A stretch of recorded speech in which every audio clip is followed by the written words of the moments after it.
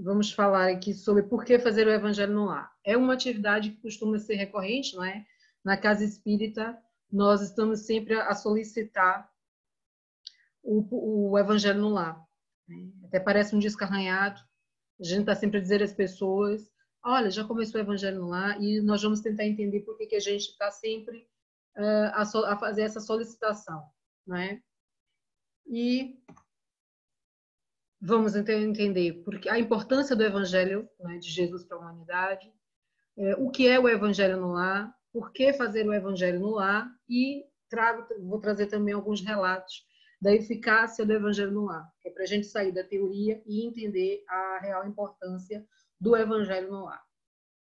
Antes eu vou fazer aqui, eu vou dar uma visão do que é o tratamento espiritual na Casa dos Humildes, e penso que basicamente em todas as casas espíritas, não é, há sempre algum molde a seguir, não é? E na nossa casa nós entendemos que o acolhimento fraterno também é um tratamento espiritual, não é? E é nesse momento que a gente faz a associação, a gente através da solicitação, né, do irmão, e ele pede para conversar com alguém da casa, nós fazemos o acolhimento fraterno e usamos sempre o Evangelho para indicar, né, ou para amenizar aquela dor que o nosso irmão possa estar sentindo naquele momento. E indicamos sempre que ele tenha o hábito de fazer o Evangelho no lar, em casa, né? É uma das primeiras etapas do tratamento. É se iniciar, é a nossa contribuição, não é, para para que o tratamento efetivamente aconteça. Temos o passe, que na nossa casa física acontecia sempre às 19h30, após a palestra, no sábado, né? E que aqui, na nossa casa online, passa a acontecer na prece final, né? Nós temos sempre a mentalizar os nossos mentores, os mentores da casa, e sabemos que eles estão sempre a nos acompanhar. Temos a vibração, que está a acontecer também online, às terças e às sextas-feiras. A terça é às 20 horas e às sextas às 21h30. E nós até alongamos mais a vibração, porque temos agora o hábito de, já era na casa, mas fazemos mais tranquilamente, não é? Mas fazemos a leitura de um livro de mensagens, vamos ao Evangelho, fazemos a discussão do tema, e a seguir é que nós fazemos a vibração, né? Pela casa, pelos frequentadores, por aquelas pessoas que estão em tratamento, pelo nosso planeta, não é? E assim, mantemos essa ligação. Temos a corrente magnética, que também acontece à distância, os médiuns às 21h30 mentalizam o trabalho, e a equipe do Dr. Eurípedes, né, nosso mentor no trabalho, e fazemos a corrente magnética, que é um tratamento de desobsessão. A fluidoterapia também tem ocorrido às sextas-feiras, que é um tratamento no passe, na maca, né? A equipa de médiuns que faz o tratamento faz à distância, e nós solicitamos sempre, né, por mensagem no nosso grupo do WhatsApp, que as pessoas estejam a fazer o Evangelho no ar, ou estejam a fazer o Evangelho. Isso para manter um campo vibratório, né, de receptividade para aquele tratamento em casa. E temos a reunião mediúnica, que tem acontecido não nas formas antigas da casa, né, mas está a recomeçar nos moldes, né, que faz o fechamento dos trabalhos da casa. O acolhimento fraterno, já foi falado aqui em recado, mas eu trouxe também aqui na palestra as marcações pelo edcc, @edcc.pt. O atendimento vai ser online todas as quintas-feiras, das 20h30 às 21h30. Tem que fazer a marcação, que é para poder nós termos um número para enviar o link do atendimento. Então, vamos à importância do Evangelho de Jesus para a humanidade. Emmanuel, pela psicografia, não é, pela mediunidade de Chico, ele coloca essa frase, essa mensagem aqui, que eu acho que é o suprassumo para mim. Ele diz que creio que a importância do Evangelho de Jesus em nossa evolução espiritual é semelhante à importância do sol na sustentação da nossa vida física. Nós sabemos, né, as plantas necessitam do sol para a fotossíntese. Os animais, os insetos, têm uma relação com o sol. E nós, necessitamos, né? A falta do sol, a gente vê que no inverno a gente se sente mais conchinha, mais deprimido, é a ausência do sol. É por isso agora o tal boom da vitamina D, não é? Vamos tomar vitamina D contra o Covid, que é para o nosso sistema imunitário não estar deprimido. Nós não deprimimos, né? Mente sã, corpo são, e é essa a importância do sol para o nosso corpo. E assim, da mesma forma, é o Evangelho. O Evangelho é o sol das nossas almas. É através do Evangelho de Jesus, né? Através dos exemplos que Jesus nos deixou, que nós vamos buscando subsídios para as nossas dores. É através das palavras, das mensagens que o Evangelho nos traz, que nós vamos encaixando ali nas nossas quimeras e vamos mudando a nossa forma de ver aquilo que nos aflige, né? Ele traz mais aqui à frente, no livro Luz no Lar, né? Ele diz que há quem diga que o lar é o ponto de desabafo, o lugar em que a pessoa se desoprime. Reconhecemos que sim, né? É um fato, a gente pode relaxar, tá em casa, a gente vai ter uma relação menos formal. Entretanto, isso não é razão para que ele se torne em praça onde a criatura se animalize. E é importante a gente ter essa mensagem de Emmanuel, porque é comum, não é? A gente está em casa, a gente tem um mau dia no trabalho, um mau dia na escola, e chega e desconta em quem está em casa, ou não tem o mesmo cuidado ao falar com os nossos pais ou com os nossos filhos, né? Da forma que a gente teria com uma pessoa que a gente teria uma certa formalidade. E acaba deixando sair naquelas palavras as nossas insatisfações. E esquecemos, por um lado, que aquela pessoa que da nossa casa, nosso pai, nossa mãe, nosso irmão, nosso filho, também pode ter tido um mau dia. Então, imagine a receptividade dele, ou seja, ele teve um mau dia, com o seu mau dia, juntos, nós fazemos a nossa casa, né? Acabamos por criar uma guerra dentro de casa, exatamente porque esquecemos esquecemos de utilizar do bom trato. Achamos que é de casa, ela vai entender que eu não estou bem, né? E acaba por descontar no companheiro, na companheira, né? Na nossa família. E Emmanuel solicita para nós essa atenção, né? Pacifiquemos a nossa área individual para que a área dos outros se pacifique. Todos anelamos a paz do mundo, entanto, é imperioso não esquecer que a paz do mundo parte de nós. Pensamos sempre, não é, em pacificar, o sonho da paz. Mas nós esquecemos que a paz começa em nós e depende dos nossos atos. E esse momento que nós vivemos agora, do confinamento, né, mostrou bem isso, porque nós vimos uma onda de paz, né, que já há muitos e muitos anos, eu acho que a humanidade nunca tinha visualizado essa pacificação. Então, a paz no mundo é culpa dos animais, a falta da paz, no caso. É culpa dos animais, é culpa das inundações, das intempéries. Não, é culpa da humanidade, da nossa forma que nós nos relacionamos uns com os outros, da forma com que nós agimos e tratamos o outro. E, enfim, vamos entender o que é o Evangelho no Lar e entender uma coisa que eu acho que é importante. Toda a gente pensa que o Evangelho no Lar é conversa de espírita, né? E eu vou trazer aqui uns textos onde eu mostro que não é bem assim. O primeiro slide que nós vimos tinha ali alguns livros, capas de alguns livros, né? A Bíblia, tinha o Corão, tinha alguns livros de religiões orientais, que seriam os evangelhos dessas religiões, né? Porque o que o Evangelho no Lar nos solicita não é o ingresso numa religião, mas sim nossa religiosidade. Nos convida a exercer a nossa religiosidade, a nossa ligação com Deus, a nossa comunicação com Ele, né? E aqui esse texto mostra bem isso, que não é invenção do Espiritismo, né? Que Jesus já praticava junto com os apóstolos, não é?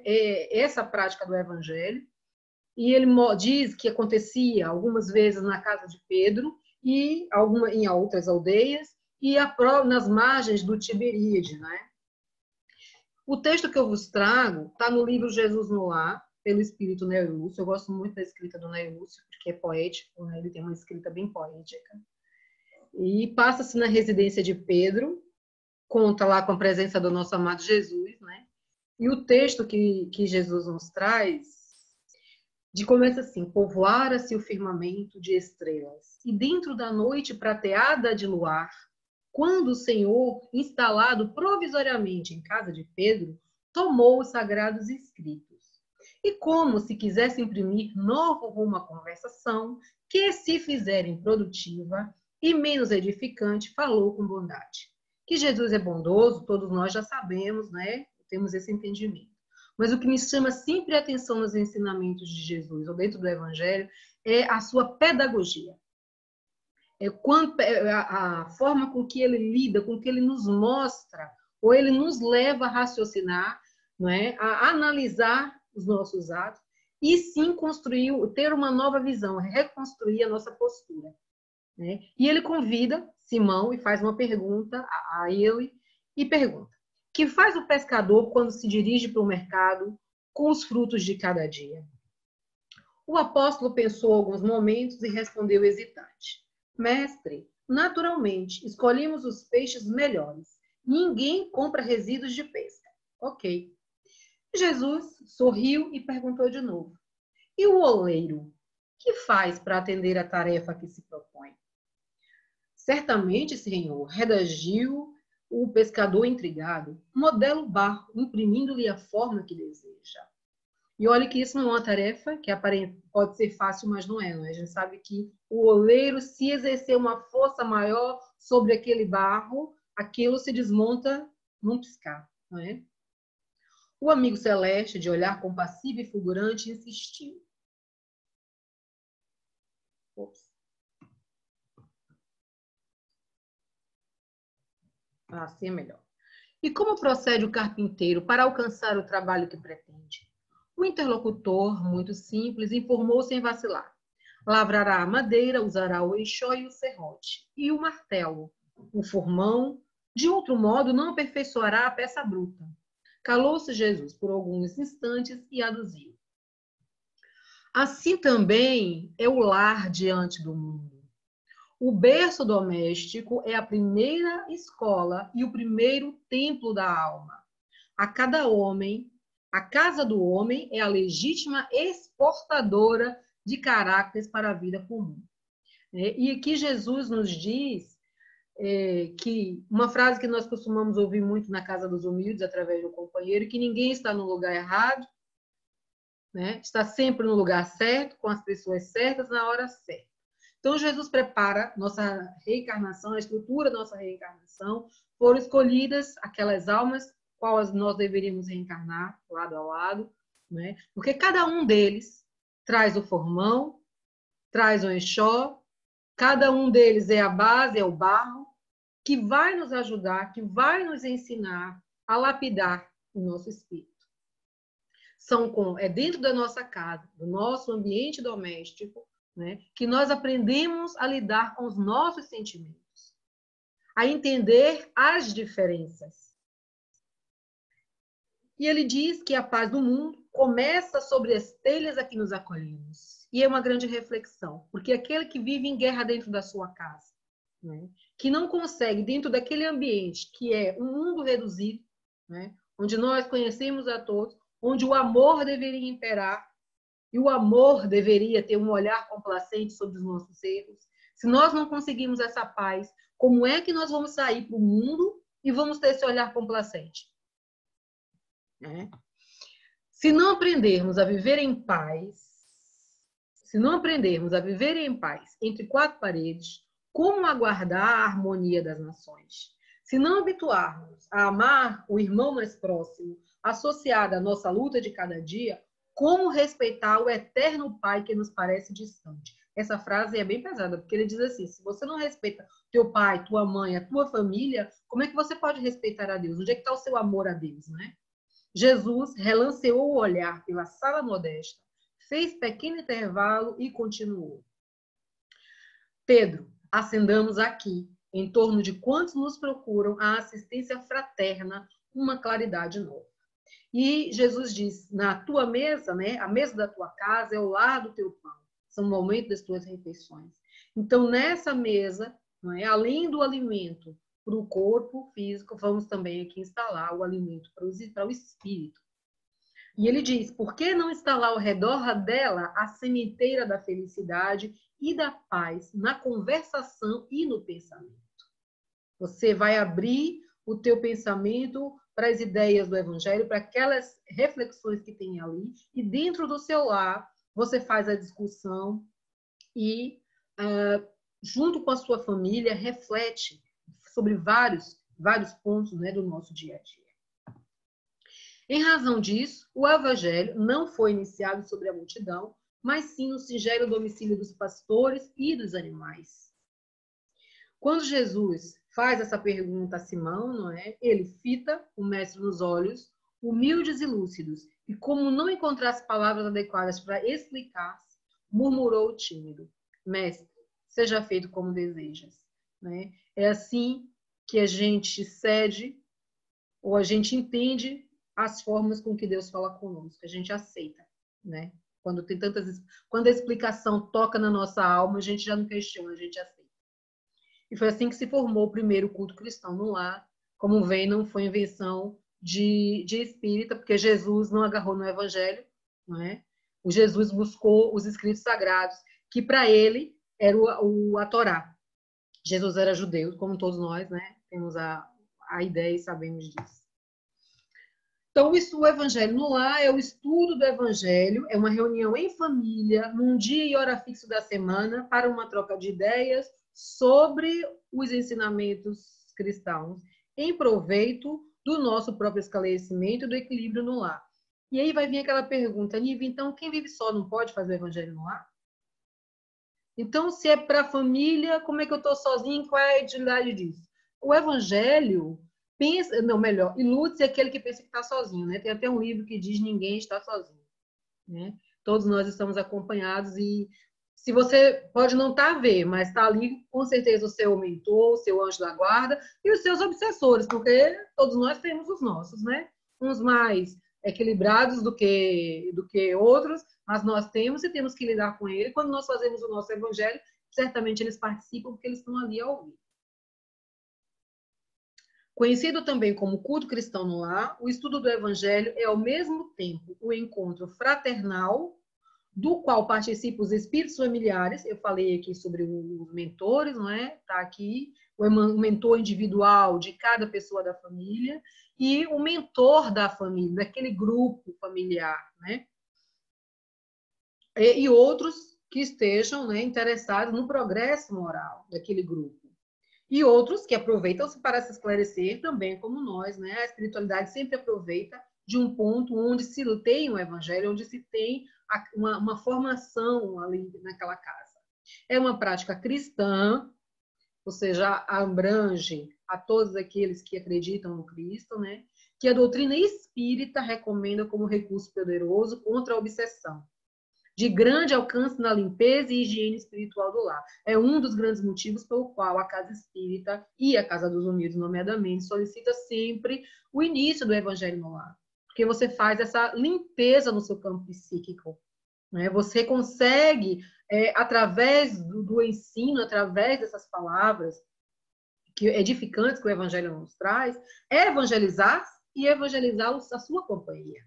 Né? Porque nós estamos todos a caminho, e não é o fato dele estar um bocadinho mais rude do que o encarnado, ou até equiparado, necessariamente o obsessor não necessariamente tem que ser inferior ao encarnado, né? Se estão ali ligados, estão muito mais próximos do que afastados, né? Então é em planos diferentes. Né?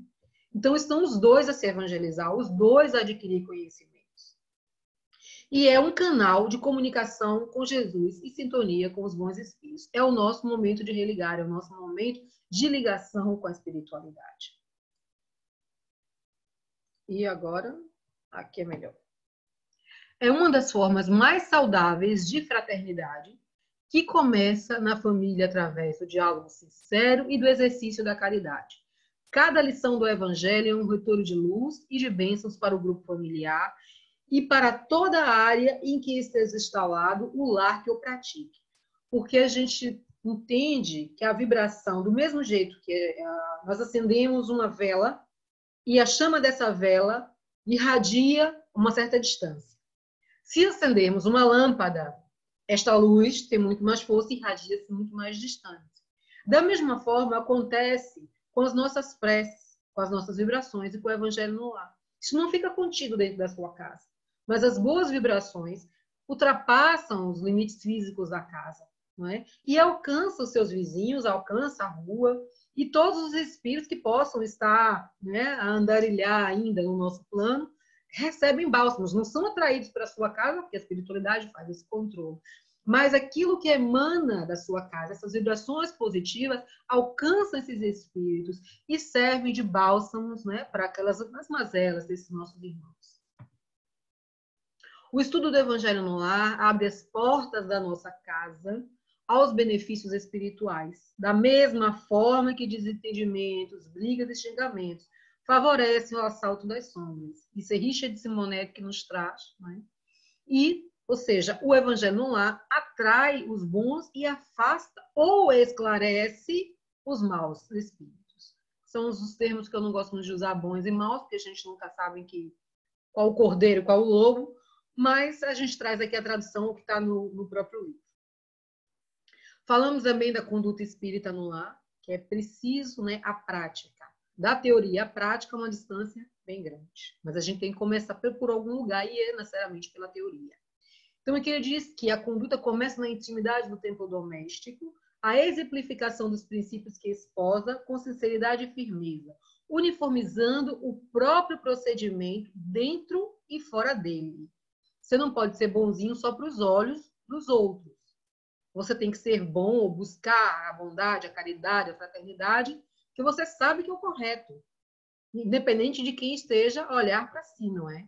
Não vamos fazer uma cara dentro da casa espírita, agirmos de uma forma na casa espírita e agirmos diferente lá fora. Vamos ser lá fora uma pessoa ordeira, fraterna, e dentro da nossa casa a gente aproveita e fala o que quer, né? Olha a primeira mensagem de Emmanuel, ele diz que nós temos que pacificar o nosso lar, não é? Não podemos fazer do nosso lar uma sala de guerra e transformar num campo de guerra.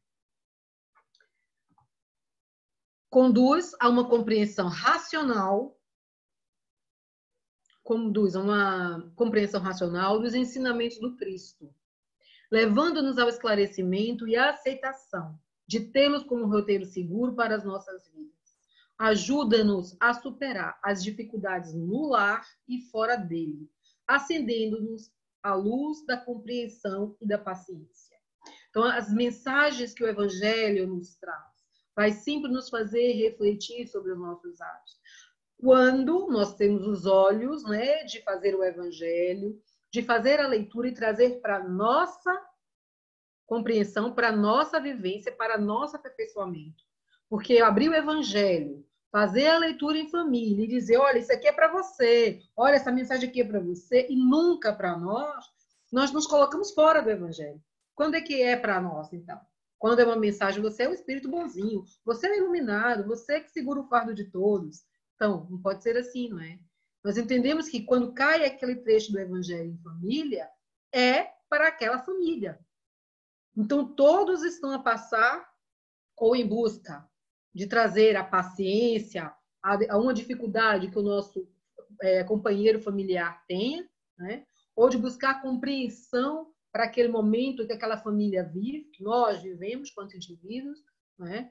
E essa luz, esses ensinamentos vai nos dando esses pequenos subsídios. Modifica o padrão vibratório. Isso é importantíssimo, modificar o padrão vibratório, é modificar a nossa sintonia, é fazer a nossa ligação com o que realmente é importante.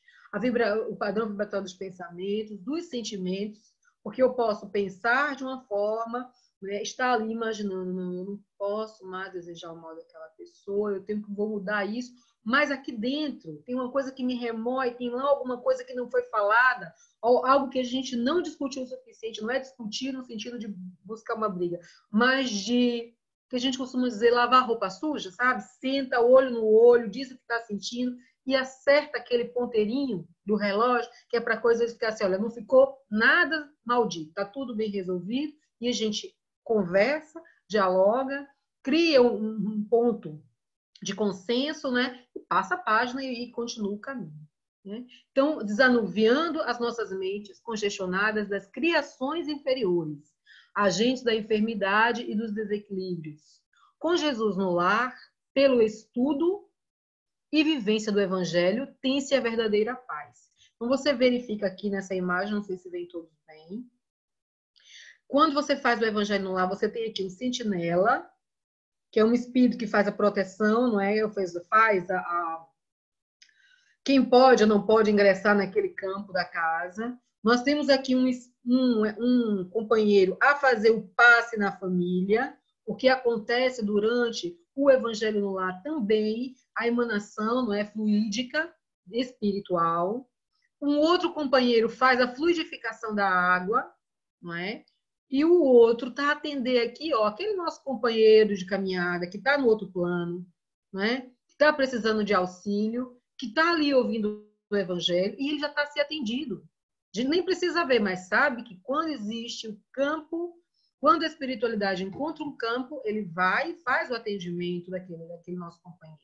Né? E esse aqui ainda não está pronto, não consegue ouvir e nem consegue aceitar, né, o auxílio da espiritualidade, então ele é colocado do lado de fora da casa, né, porque ele não está naquele campo vibratório, não alcança, não pode estar ali.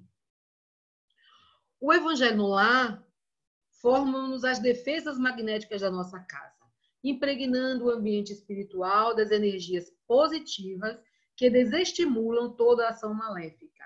É uma verdadeira segurança espiritual que passa a funcionar em benefício de todo o grupo. Do mesmo jeito que nós ligamos o alarme da casa antes de sairmos, né? Pomos um código, pomos um alarme, a gente tem a casa segura. O Evangelho no lar é esse securita espiritual, ele faz essa capa vibratória naquela casa, né? Modifica as energias que passam ali. O ambiente da sua casa fica mais leve, os seus pensamentos passam a fluir com mais lucidez.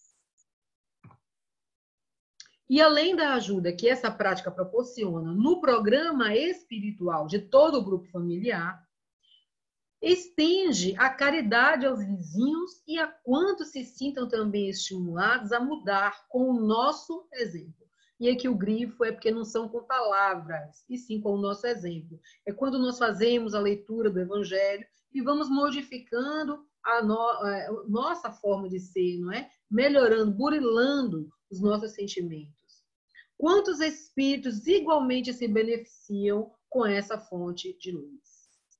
André Luiz, no livro Sinal Verde, diz para não sacrifique a paz do lar com discussões e conflitos, a pretexto de honorificar essa ou aquela causa da humanidade.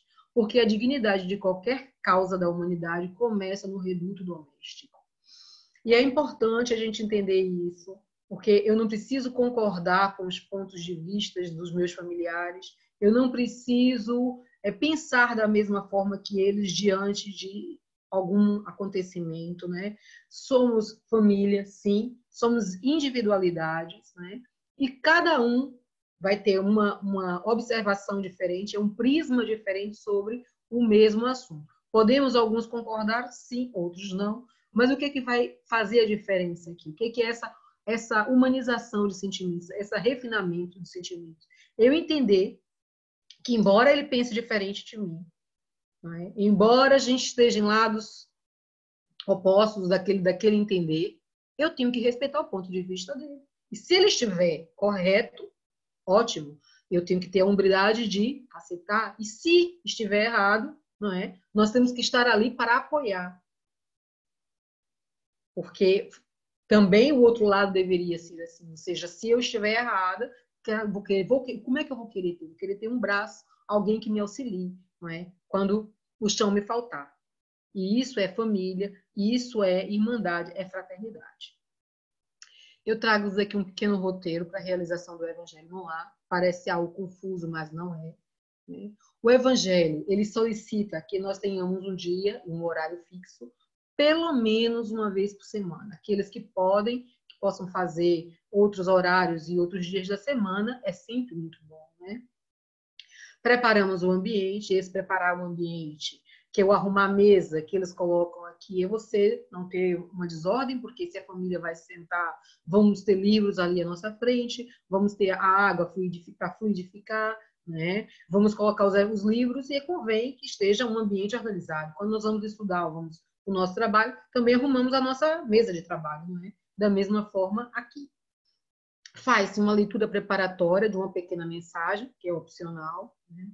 Eu costumo utilizar nos meus evangelhos o Vinhas de Luz, o Fonte Viva. Já usei esse, Mestre de Amor, gosto muito desse livro, é o primeiro livro de Divaldo e de Joana de Ângeles. Né? Faz depois a prece inicial, a leitura do evangelho, que deve ser sempre em voz alta. Isto por quê? Porque a espiritualidade utiliza-se dos nossos evangelhos lá para fazer a evangelização também de espíritos que já estão na erraticidade. Aí aquela pergunta, mas se a espiritualidade tem muito mais conhecimento que nós, tem maior conhecimento sobre as comunicações, por que vai trazer os desencarnados para ouvir o nosso evangelho? Estamos aqui ainda a estudar, a conhecer. Pelo simples fato que, quando nós desencarnamos, ainda demora um tempo, né, para nós nos desligarmos das sensações da carne. Né? O espírito vai ficar ainda com aquela necessidade da utilização dos canais auditivos, da garganta, não é, para o falar. Não é porque desencarnou que ele passa a se comunicar com o pensamento, porque isso nós não exercitamos aqui. Se nós não exercitamos aqui, vamos ter alguma dificuldade ainda em utilizar. Então, eles são trazidos, ou é transmitido para eles, né, o evangelho no lar, através das telas que são plasmadas. E essa forma com que nós falamos é que chega a recepção do espírito. Por isso que é feito em voz alta. Tem os comentários do evangelho, né, faz a discussão do tema que foi acolhido. Tem uma leitura contextualizada para quem tem criança em casa. Faz uma conversação edificante, trocando aquilo em miúdos para o nosso dia a dia. Pode ter a utilização de uma música instrumental ou cantada, não é? Para quem tem boa voz, quem gosta de cantar, que faça. Quem canta seus males espanta. Tem a prece de encerramento, a distribuição da água fluidificada, né, que é feita a fluidificação pela espiritualidade, como nós vimos no slide anterior. E a duração do evangelho é de aproximadamente 30 minutos. Então, não é nada que nós vamos perder uma noite, um dia inteiro a fazer. Né? Mas é aquele momento onde a gente vai doar esse tempo para o nosso atendimento, para a nossa ligação com Deus, para a nossa comunicação. Né? Eu conheço famílias que fazem, e não é uma família espírita, que faz todas as noites a leitura de uma parte da Bíblia com os filhos, e um dia na semana eles fazem uma leitura mais contextualizada, mais complementar, e levam sempre um jornal, um assunto da semana, um assunto daquele que esteja ocorrendo, né, naquele dia, para discutir com os filhos. Isso é interessante porque eles mostram, né, os pontos de vista, discutem, traz atualidade, ou seja, é levar os ensinamentos do Evangelho para dentro de casa, para a nossa realidade. A nossa irmã Sheila nos solicita que nós organizemos o nosso agrupamento doméstico do Evangelho. Né? O lar é o organismo social, está aí a importância também de falar sobre assuntos do nosso dia a dia, né? Trazer essas notícias para a discussão dentro do Evangelho, sem criar contendas. Né? E em casa começa a nossa missão no mundo. Então, se a gente aprende a respeitar as diferenças de quem está dentro da nossa casa, né, do nosso companheiro, do nosso pai, mãe, nossos filhos, nós certamente teremos uma melhor relação com o mundo lá fora. Vamos entender melhor aquele companheiro de trabalho, vamos entender melhor um vizinho, vamos entender melhor o mundo que nos cerca, não é? Porque exercitamos cá dentro de casa, não é? Com aquela família, com aquele grupo que nos foi enviado, não é? Exercitamos e aprendemos a lidar com as diferenças. trago agora um relato para mostrar a eficácia do Evangelho no lar. Isso está no livro Ideias e Ilustrações, também é uma psicografia do Chico. O ambiente que se passa é a casa do seu João Pires, né? E isso passa-se no momento do Evangelho no lar. Está lá o seu João, esposa, filhos e netos. São duas crianças, uma ainda com 7 anos e um mais velho, né? E aparece aqui um senhor aparentando uns 80 anos. E ele diz que o culto do Evangelho no lar havia terminado às 7 da noite. Seu João Pires e a família, né? Como sempre, ao fim da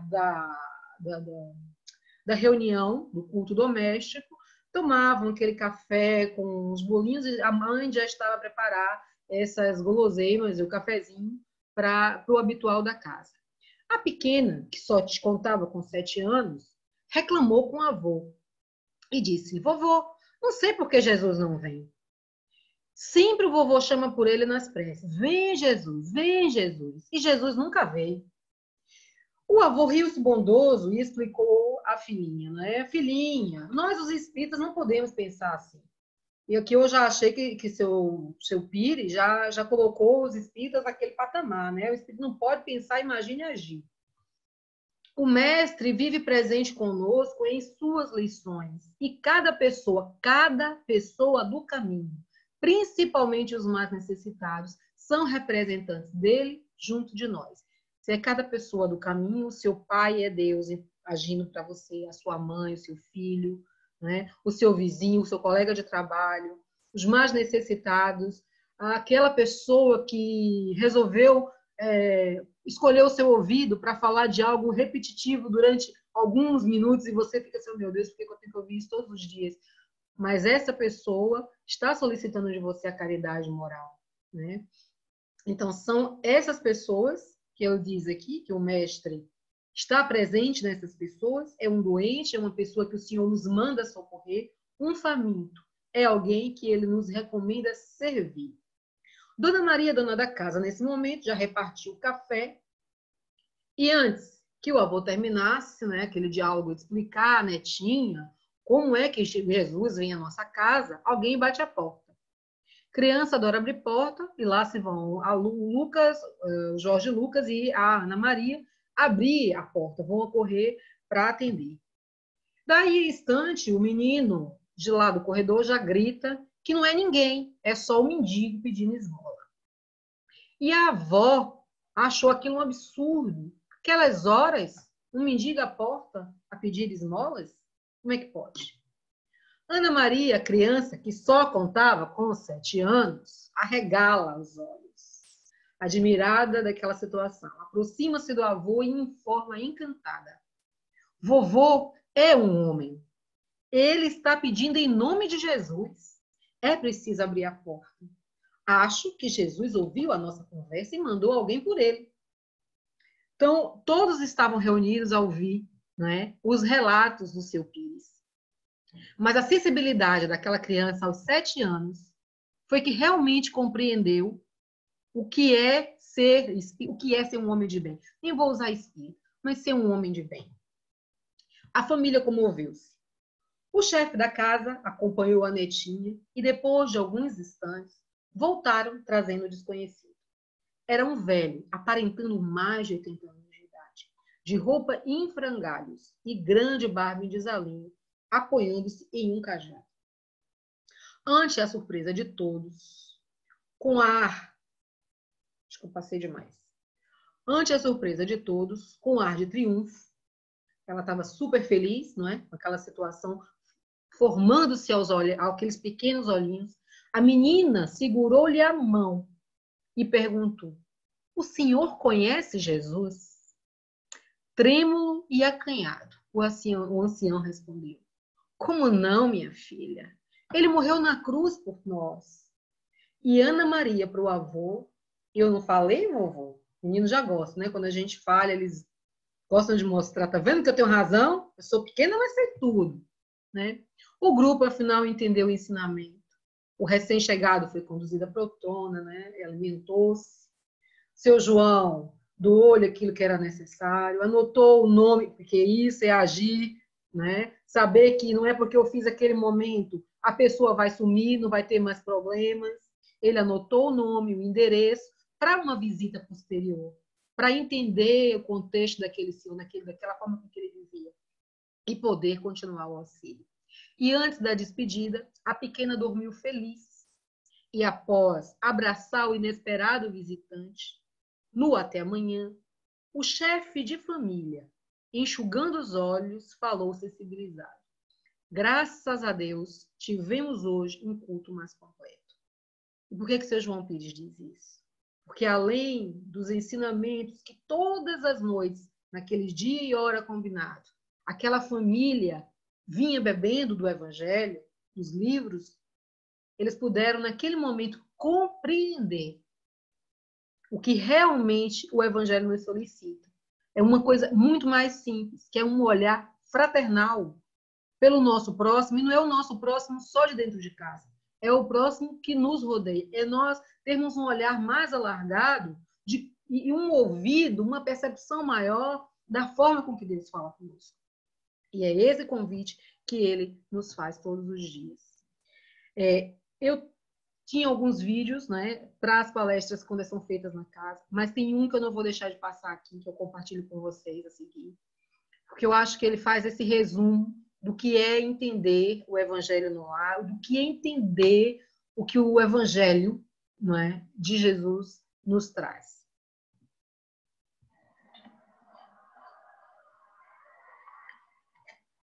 Moça, me dá 20 minutos.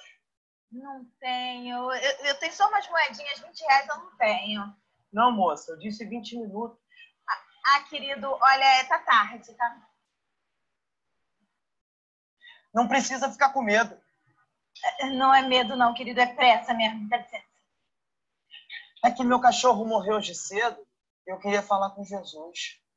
Ai, eu sinto muito, querido, mas é assim, um dia eles nos deixam, né? Tchau.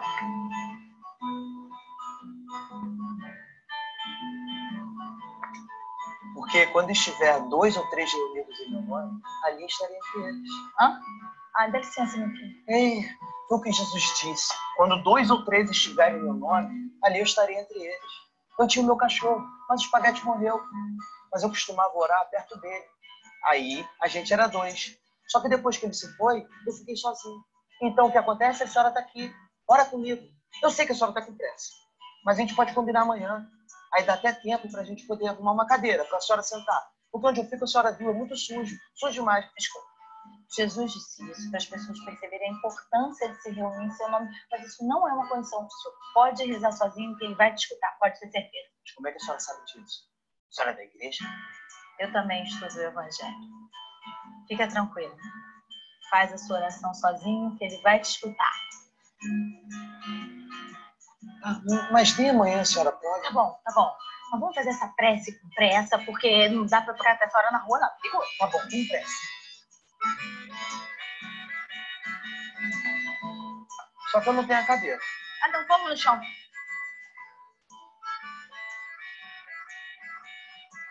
Senhor, eu queria falar que ontem eu faltei. Mas é porque eu não tinha ninguém. Mas agora eu tô com essa moça aqui. Eu não usei. E ontem eu não usei e hoje eu não usei, tá? Aproveita e toma conta do meu cachorrinho. Eu sei que ele é meio fresco. Ele não gosta de comer. Ele não come pão. Ele não come carne moída. Ele faz xixi em tudo. Pede pra ele não ficar latindo à noite. Porque eu já falei pra ele várias vezes. Pra ele não latir à noite que as pessoas estavam coisando a gente. Mas ele nunca me ouviu. Mas o senhor ele vai ouvir. A senhora quer falar alguma coisa pra Jesus? Ele tá aqui. Eu só quero agradecer por ter te conhecido. Senhor, eu agradeço por essa moça. E bem que o senhor falou que alguém ia aparecer para me ajudar com as minhas dívidas. Dívida? Seu safado, isso é um golpe, né? Dívida de quê? De droga, né?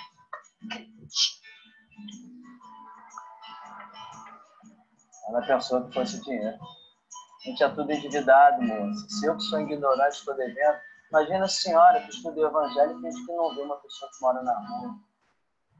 Vai ter que arrumar aquela cadeira. Um dia ela vai ter que voltar. Já é tempo de cair o véu,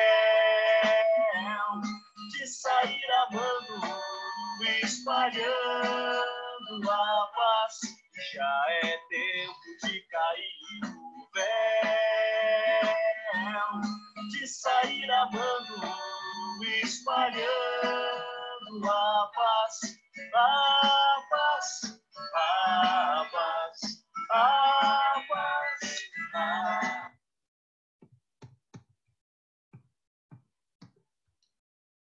Eu trago-vos agora um texto que eu tenho aqui. Onde está ele? Aqui. Esse texto foi psicografado pelo Chico na noite do dia 16 de dezembro de 1948 e se expressou o Casimiro Cunha. E eu trago esse texto porque o Casimiro Cunha é um dos mentores da nossa casa, da Vibração, né? E trago o texto dele, falando sobre o culto doméstico. Quando o culto do Evangelho brilha no centro do lar, a luta de cada dia começa a santificar, onde a língua treslocada de lacera e calunia brotam flores luminosas de sacrossanta alegria.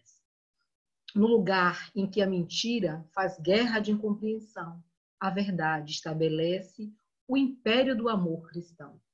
Onde a ira ruge e morde, qual rude e invisível fera, surge o silêncio amoroso que entende, respeita e espera. A mente dos aprendizes bebe luz em pleno ar. Todos disputam contentes a glória do verbo dar.